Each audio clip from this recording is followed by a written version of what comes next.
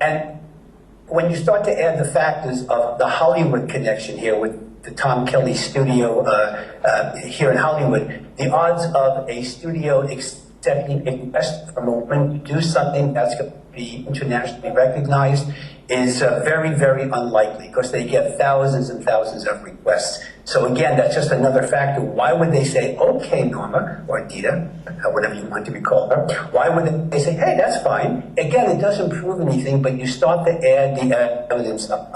Norma's, the scar from her gallbladder surgery correlates with Marilyn. They were both anorexic, the difficult relationship with the mother, the interest in photography and acting, singing, dancing, etc.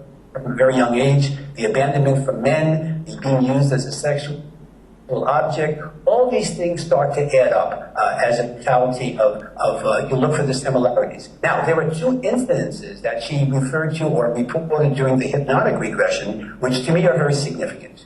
One of them is she described having an affair with an Italian mobster, and she called him Momo.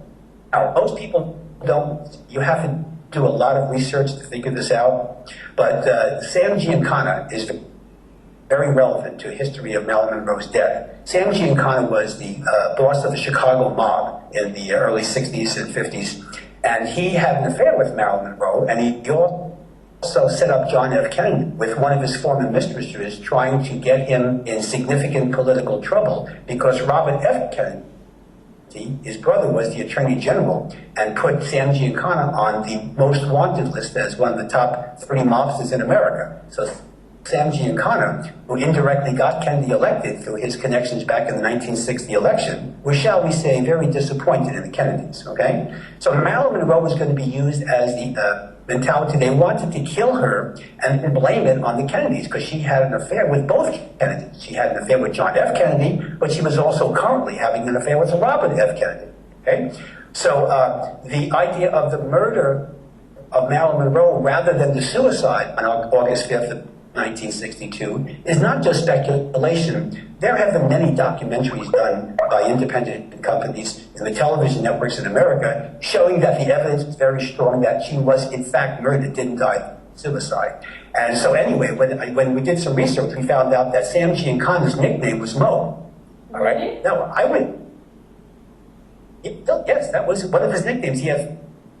He was called Mo. He was called a few other names here I haven't written down. But one of them was Sam the Cigar. He was called a few other things, but they also called Mo. So the Momo is a very relevant anachronism.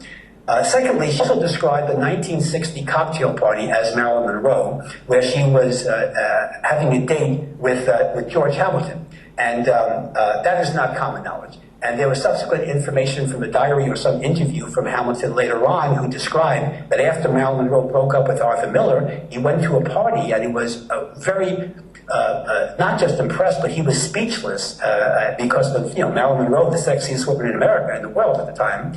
And he was impressed with her because she was so smart and talking about topics. He couldn't keep up with her. He couldn't understand her because he expected her to be a dumb blonde and she wasn't. Well, that interview or that little clip is not common knowledge. That was reported by Norma or Jeane in trance, and that, of course, was subsequently corroborated by research. But those are two major incidences that you're not going to see in a biography of Marilyn Monroe or some newspaper report of her death or of her life as a biography, that give additional, what we call in science, suggestive evidence. That's all you can do in reincarnation is give suggestive evidence. So when you start to add those factors up, personal life and the Tom Kelly situation, the Red Velvet filming, you start to add all these up. And again, you can't prove it, but the column of pro is a lot greater than the column of con, as we call it here. Okay, so